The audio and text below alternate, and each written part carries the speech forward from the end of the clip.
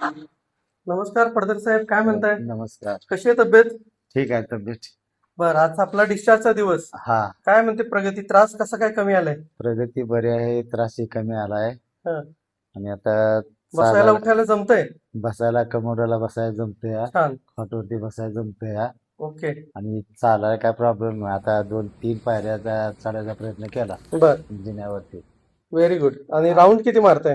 Round हे 2-3 आता काय मी मोकळा असतो, राऊंड मारतो. जमतंय स्वतः स्वतः हो, बेड मधून उठायला वगैरे? हो हो.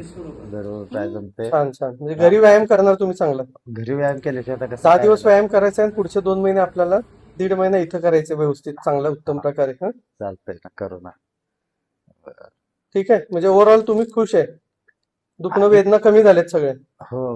वेदना कमी झाली तशी. आता वेदना काय थोडासा म्हणजे इकडे जरा प्रॉब्लेम म्हणजे गुडघ्याची तिथं हम्म, हम्म. जरा उंच हे करायला गेलं किंवा पाय टाकायला गेलं तर बर. नाहीतर बाकी नॉर्मलला काही त्रास वाटत नाही. नॉर्मलला काही त्रास नाही. छान. नॉर्मलला काही त्रास काय वाटत नाही, काय नाही. 2 महिने चांगला व्यायाम करायचा. 2 हा. महिन्यात आपल्याला खूप चांगल्या प्रकारे आणखीन फरक पडणार आहे. हा. चांगलं सोपं इझिली चालता येईल.